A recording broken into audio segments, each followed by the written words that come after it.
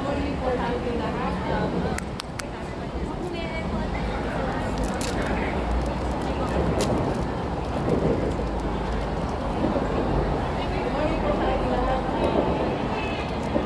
Good morning! Parang giniginaw pa! Maraming salamat po sa araw na ito. Sa araw na ito dahil tayo po ay nagsisimula po pag-aral sa salita ng Diyos. Maraming salamat po kay Pastora MC na lagi gumagabay po sa atin. Tayo po ay makinig sa salita ng Diyos. Salita na Praise the Lord! Are we blessed? Amen! Amen. We are not blessed. We expect unexpected this year. Amen. Can we give a big clap offering to the Lord? Mapalakpak? Hallelujah. The best. Amen. Peter!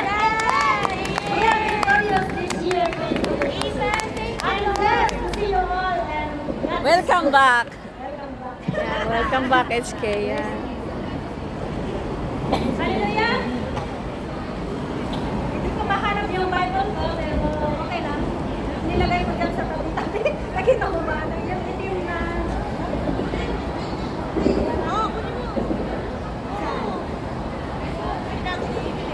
Hindi yan. Hindi, yung itim yun. Okay lang. Pero God is good. God is good. All the time. All the time. God is good. Amen. God is good. Amen. Kaya sa umagang ito ay tayo po ay inhale, exhale. Praise God. Bago ang lahat, maka tayo po ay manalangin bilang pasimula sa ating gawain. Pwede po ba tayo dito ngayon lahat? Amen. Praise the Lord. Ay, thank you.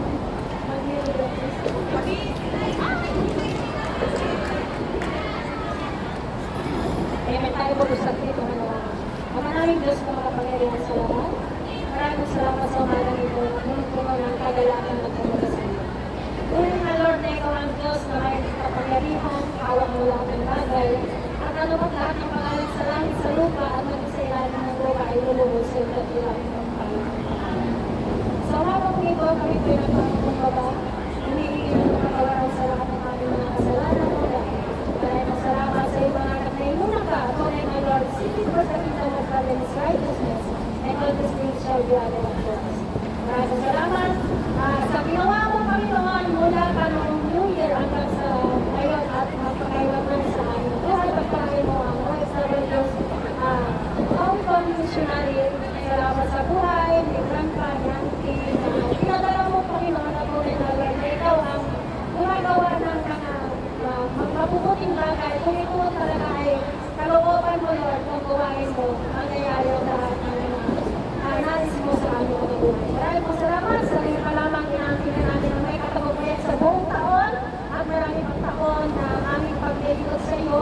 Magkalain mo lahat ng mga kasamahan ko, missionary dito sa Hong Kong at bulitin mo kami mighty for your glory. Maraming salamat to God be the glory. Ibababa ko, Lord, sa pinakamababay mo lamang ang may sa aking buhay. For it's not by might or by power, but by your spirit when I share your words today. In Jesus' name. Maraming salamat.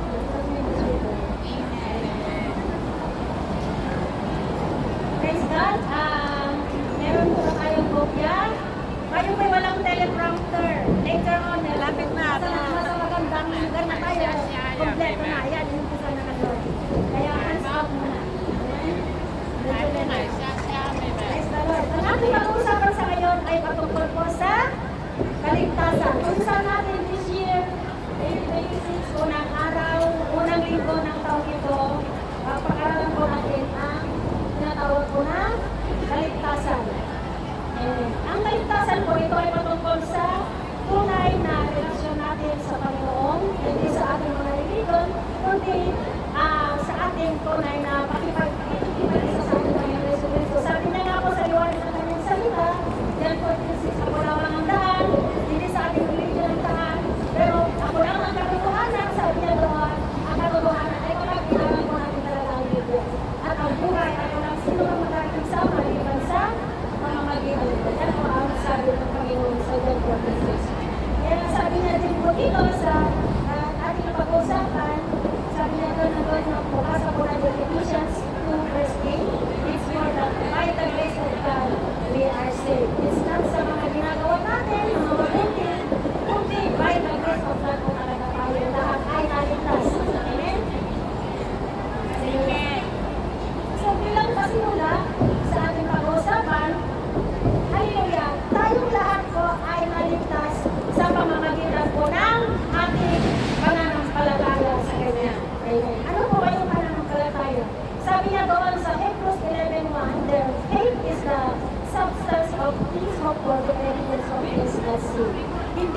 siya nakikita, pero nangyayari.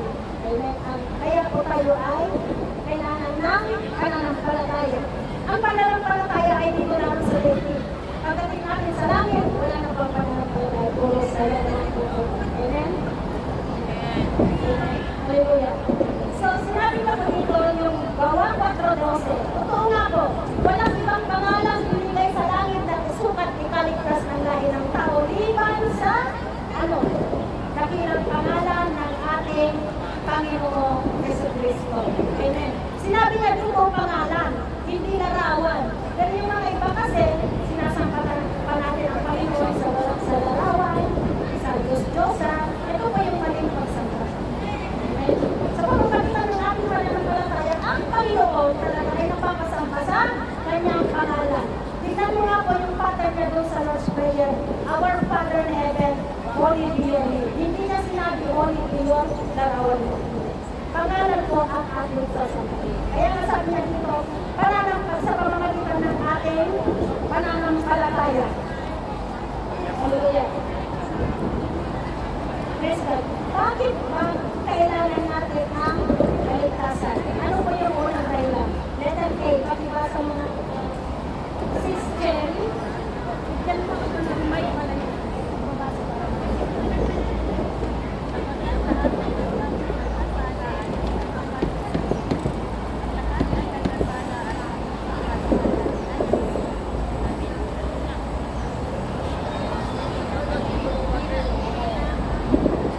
Amen. Sabi niya, bakit kailangan po natin ang kaligtasan? Sabi niya dito, letter A, sapagkat ang lahat ay nagkasala. Lahat po tayo, gumawa ka man ng mabuti, lahat po tayo talaga ng makasalanan. Amen. Romans 3:23, sabi niya doon, lahat ay nagkasala. At walang sino mga tapos kalawang nila ng Panginoon. Kaya nga kailangan natin maligtas.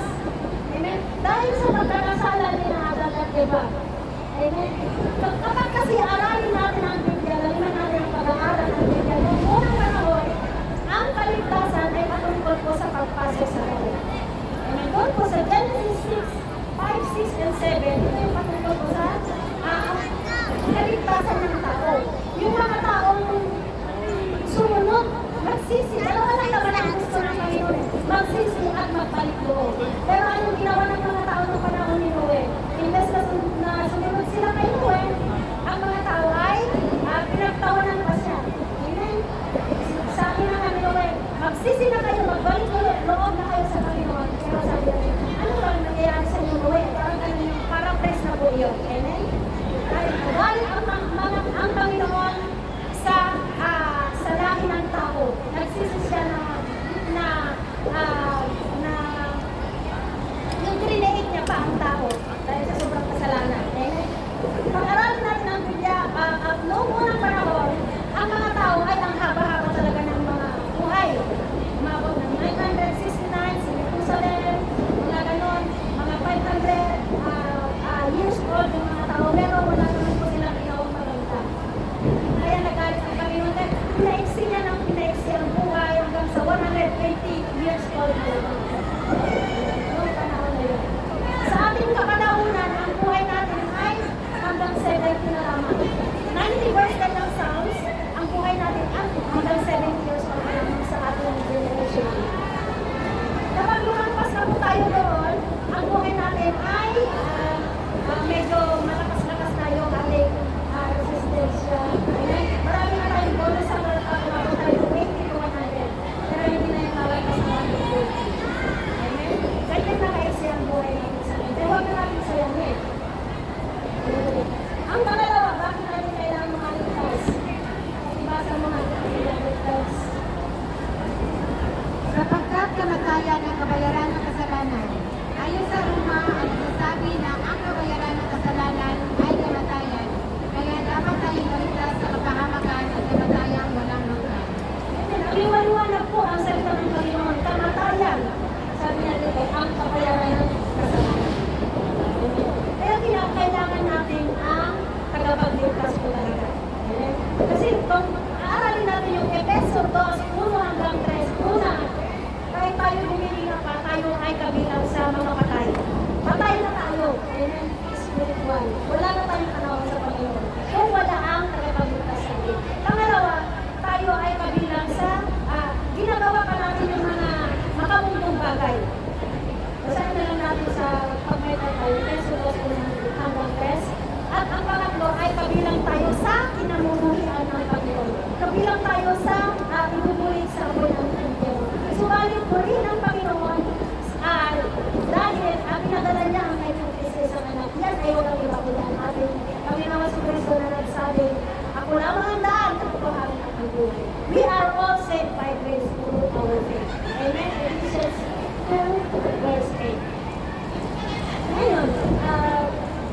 bilang mananampalataya, ano po ba yung paraan para tayo po ay maligtas?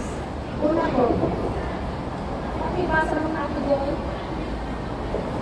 Paraan para maligtas, sumunod. Bagamat siya ay anak ng Diyos, nakukuha niya ang tunay na kahulugan ng pagsunod sa mga kita ng pagtitiis. At naganap niya ito at siya ay naging walang hanggang tagapagligtas ng lahat na sumusunod. Lahat na sumunod sa kanya, Hebrew 5:18. Ito po yung unang paraan para tayo maligtas. Sumunod. Tingnan nga natin, ang impatan na lang po natin ay walang iba kundi ang Panginoong Kristo. Kung hindi siya sumunod sa Diyos Ama, tayo lahat ay mapapahamak. Subalit sumunod po ang Panginoon eh. Siya na mayaman sa lahat. Pero dahil sa kanyang karangyaan, siya ay nagsibuka para sa iyo sa akin. Para po tayo maligtas. Ngayon, tatanungin ko po kayo. Kaya po ba natin sumunod sa kalooban ng Panginoon? Amen! Kailangan po tayong sumunod. Yan ay isang paraan para po tayo maligtas. Hindi sa magagandang ginagawa natin. Amen?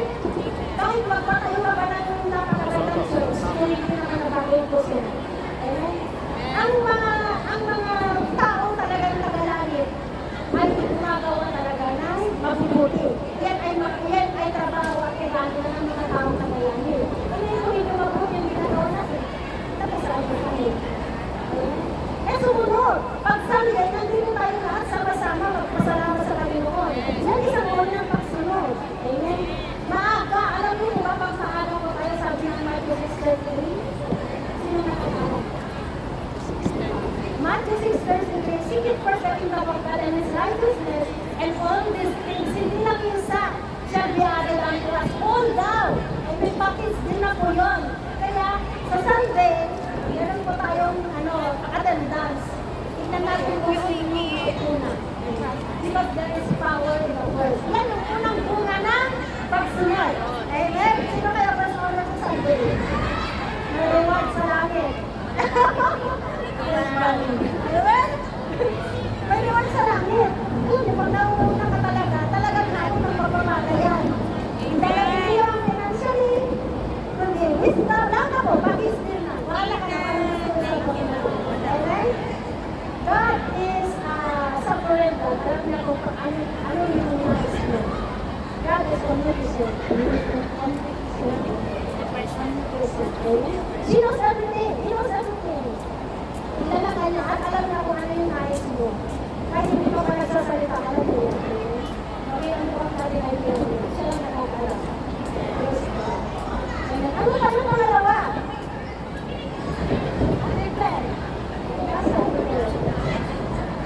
Mananampalataya, hindi sinatutyan ng Diyos ang hindi sapagkat ang sino ang lumapit sa Diyos ay maniwalang may Diyos at siya ang magbibigay ng pagpapala sa mga humahanap sa Kanya. Amen!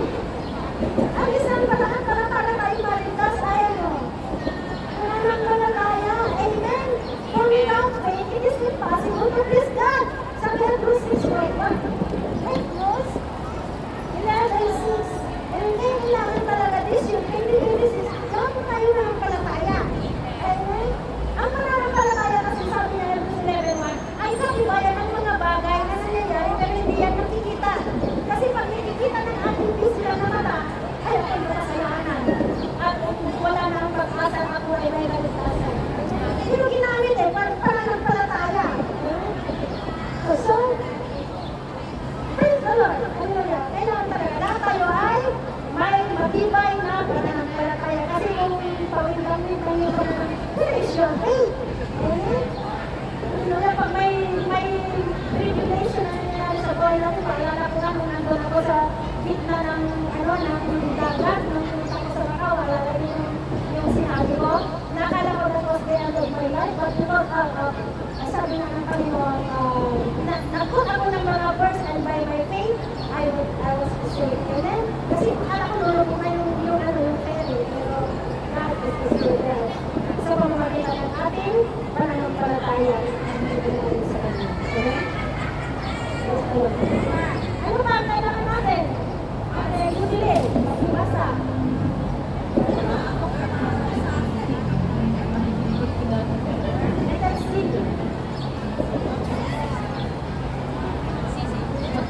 mahabang panahon pinagpapagod at hindi pagkilala sa kanyang asawa. Ngunit ito sa ginoo na at ang mga Amen! Para sa tayo maligtas muna, sumunod, pangalawa, Panginoon, palataya, pangatuan, magsisi na tayo habang may panahon pa. Kasi darating ang panahon na hindi na tayo, pagka lumalis na tayo sa dating, hindi na tayo nagsisi ng ating kasalanan, eh saan tayo pupunta? Kaya habang buhay pa tayo, kailangan na natin ang magsisi sa ating mga kasalanan. Amen? Ano ba? Pahayag, na si Jesucristo ay Diyos sapagkat nanalig ang tao sa pamamagitan ng kanyang puso at sa gayoy nakawalang sala at nagpahayag sa pamamagitan ng kanyang labing at sa gayoy naligtas. Roma chapter 10. Ipahayag natin. Amen? Hallelujah. Nandulundag po tayo sa letter A.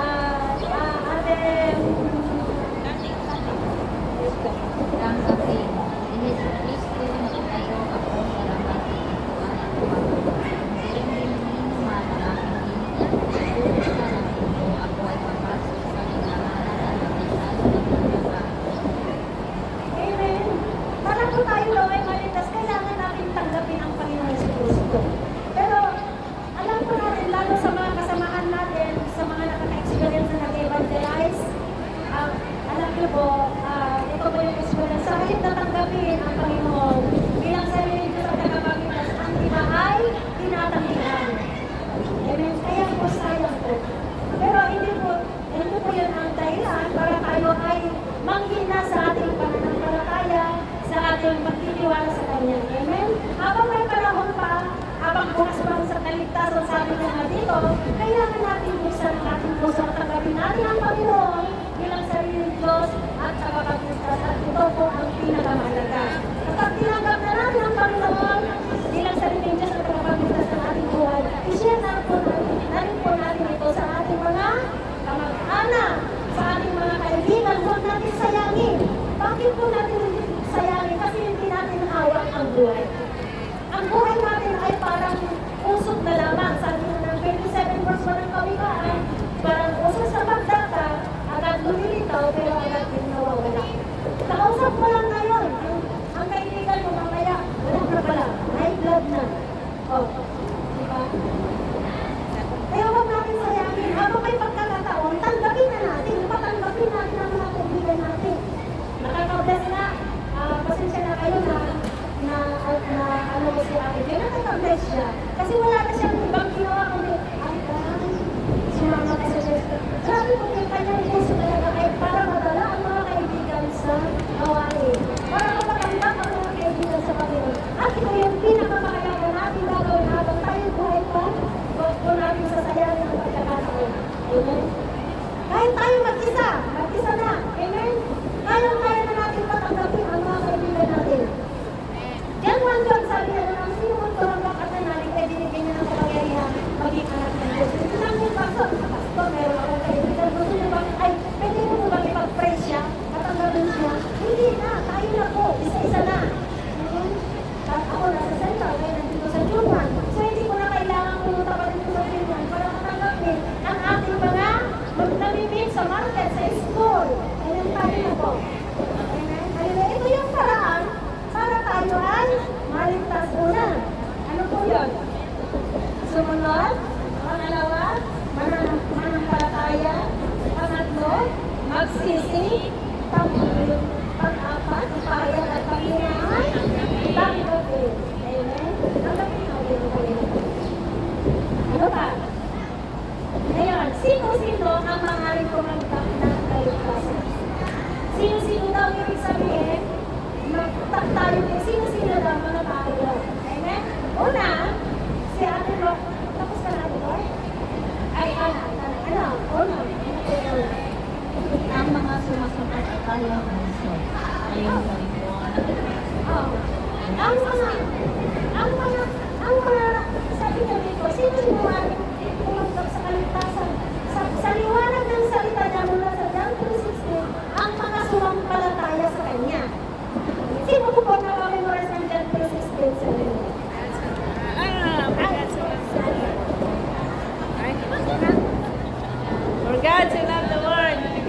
the only begotten Son, whosoever believeth in him shall not shall perish not but have perish but have everlasting. eternal life. There we go. Yeah. Praise the Lord. Yan po yung heart ng Bible. Yes, Kailangan po yes. natin bilang mga Christian, memorize po natin yan. Sa Lunes ko lang. Sa Sunday ha, assignment po natin yun. John 3:16. Love the word. Yes. Only begotten Son, that whoever Believe should not perish but have eternal life. Yeah. Yung mga sumasampalataya daw po sa Panginoon ang maligtas. Kasi kung hindi tayo sumasampalataya, hindi tayo maligtas. Amen. Sabi niya, for God so loved the world. Kahit ganyan nga, ganito ako, ang Panginoon, mahal na po tayo. Kaya nga nagpagdala siya ng regalo. Ano po yung regalo binigyan niya sa atin? Salvation sa pamamagitan ng ating Panginoon Jesucristo. Amen? Hallelujah. Ano po yung condition? May proposal po siya. That he whoever believes in him, kailangan maniwala po tayo. Should not perish, but have ang natin promise, everlasting life. Congratulations tayo po lahat ay naligtas sa pamamagitan ng ating pananampalataya po sa Kanya. Amen? Hallelujah. Ano ba? Pangalawa, letter B. Yes. Roma 5 verse 8, ang mga makasalanan. Oh, mga makasalanan. Lahat naman tayo talaga ay makasalanan, kaya kailangan natin nakapagligtas. Amen? Kaya nga bumaba ang Panginoon dito sa daigdig para hanapin at piligtas ang mga makasalanan. Tulad ko at tulad ko. Lahat po tayo, aminin man natin o hindi, tayo lahat ay nagkasala at walang walang kabukisan. Amen? Kaya kailangan po natin ng tagapagligtas po natin. So, may mga gantimpala po. Ano po yung gantimpala po? Para sa thesis. Mga gantimpala ng kaligtasan. Letter A. Amen! Tayong lahat ay nagkaroon ng buhay na walang hanggan. Ito po yung gantimpala natin sa pamamagitan ng ating pananampalataya sa Panginoon. Naniwala o hindi, nagkaroon po tayo ng buhay na walang hanggan. Pag-ibasa mo lang yung pangalawang ating kasunod. Ay, sakto. Magkakabuo muli ng relasyon. Amen. Ito yung gantimpala. Magkakabuo muli ng relasyon. At ang pangatlo, letter C. Magkakaroon ng kalayaan. Amen. Magkakaroon ng kalayaan. Tayo lahat ay pinalaya na sa saan? Una sa kasalanan. Kaya nga, sabi nga pinag-aralan natin kanina, lahat tayo ay makasalanan. Kaya ngayon, nakalaya na po tayo sa kasalanan. Pangalawa, sa kapahamakan. Lahat tayo mapapahamak. Aminin man natin kung hindi tayo sa ating Panginoong Jesucristo, tayo lahat ay mapapahamak sa kanya mo. Kasi dalawa lang naman yung pupuntahin natin kung hindi tayo nanampalataya sa Panginoon. Kung hindi tayo nanampalataya sa Panginoon, saan tayo mapunta? Tayo na po ang sasagot. Kung tayo sumampalataya sa Panginoon, saan po tayo pupunta? Amen. At sasabihin niya sa atin, well done, good and perfect servant. Amen. Faithful servant. Glory to God. Ano ba? Ang kamatayan. Kapahamakan, kasalanan, kapahamakan, at sa sakit karamdaman, nakalaya tayo sa sakit karamdaman. Amen? Sabihin lang natin, Panginoon, sa latay mo magaling na ako. By faith, pananampalataya mo ang laman ng Diyos. Amen? Hindi po. Siyempre, ang Panginoon, gumagamit siya ng mga instrument, ang ating mga frontliners, ng doctor, medicine, pero the ultimate reality na nagpapagaling po sa atin ay walang ibang kundi ang Panginoon Jesus. At wala na po ito. Amen? Ano ba letter D? Balik tayo ba, Jen?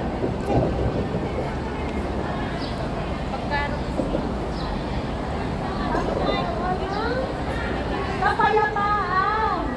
Amen? Tayo lahat, hindi ibig sabihin na wala na tayong problema sa daigdig na ito. Hindi ko ganon. Habang tayo naglilingkod sa Panginoon, marami po talagang mga problema dumarating. Pero sumali sa tulong at biyaya ng ating Panginoon Yesus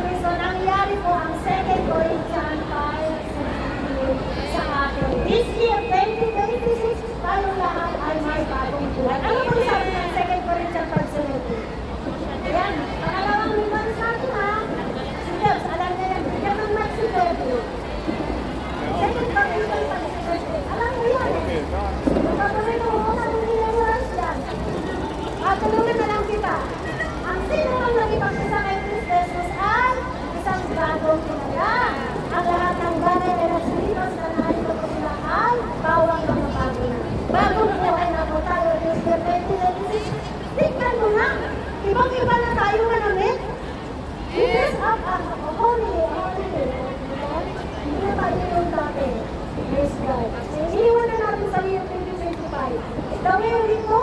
Okay? Nabago na rin. Very ano na. Puro praise the Lord. Hallelujah. Praise God. To God be the glory. Hindi na yung, alam ko yung magbubulang ka sa iyo. Iniwan na rin natin yan sa 2025. Amen. Ngayong 2026, puro God's glory na yun. Lumalabas. Alam ko kasi, gamitin natin yung bilang ito for God's glory. Sabi nga sa kanyang salita, life and death are in the power of our tongue. And those who love it, yung aanihin daw po natin. So, gamitin natin ang bilang niya ito na mag-release ng blessing. Amen? Sabi ng positive, hallelujah, yan po yun. Amen? Kaya, hallelujah. Bilang pangwakas, sabi na dito, ang lahat ng tao ay nangangailangan ng kaligtasan, nakapagligtas upang magkaroon ng kaligtasan. Ikaw natin, tanggapin natin si Jesus. Ang Panginoon Jesus na yung sa Diyos at nakapagligtas. Ayun po, mga kapatid, bilang pangwakas sa ating pinag-aaralan, gusto ba natin pinag-itigit muli ang ating buhay sa ating Panginoon Jesus Cristo? This year, 2026, salamat po, first Sunday of the year. Huwag po natin sayangin yung pagkakataon. Lumapit po kayo at tayo po ay manalangin at dito na po tayo. Hawak kamay. Di kita iiwan. Praise the Lord.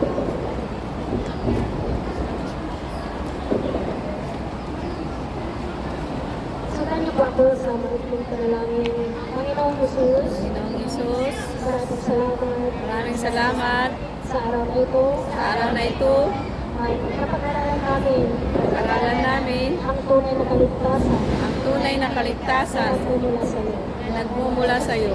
Panginoon, Panginoon, nais kong humingi umuwi ng kapatawaran ng kapatawaran sa lahat ng ating kasalanan. sa lahat ng aking kasalanan. Mga kasalanan Mga kasalanan na namana ko pa na naman ako pa sa ating mga magulang. sa aking mga magulang. Panginoon, Panginoon, patawarin mo pa ako. tawarin mo po ako. Binubuksan mo ang ating puso. Binubuksan ko ang aking puso. Pumasok ka, Pumasok ka, mag-ari ka mag-ari ka sa buhay ko. sa buhay ko. Tinatanggap kita Tinatanggap kita bilang sariling Diyos sa iyong Diyos at tagapagligtas at tagapagligtas ng ating buhay. ng aking buhay. At ako po'y nananampalataya At ako'y nananampalataya. ng aking pangalan Ang aking pangalan ay nakasulat ay nakasulat sa aklat ng buhay sa aklat ng buhay sa kalangitan. doon sa kalangitan. Amen. Amen. Ako na lamang po, Panginoon, maraming salamat at pupusin ko na ng mga nagmumulaw bilang sariling Diyos at kapagligtas ng aking buhay. Maraming pinagpapay namin ang asensya mo at ang nakagalas sa mga anak na ito ng nagpaligtas. Maraming salamat po, Panginoon. Maraming namin na gamitin mo kami for your glory, ano. Lahat kami sa mga nagagawin ng aming mga Panginoon ay hanggang namin i-share ang tunay na kaligtasan na nagmumula sa iyo. Maraming salamat at panahin mo kami lahat. Hallelujah. At pagkakagamin din lahat ang aming nakitaan ay pagpalain mo at dalangin namin, Lord God. At kami ko'y nananampalataya at nagkakaisa na best is yet to come sa dahil ito sa amin. Maraming salamat. To God be the glory in Jesus' name. Amen! Happy New Year, Happy Bagong New Year!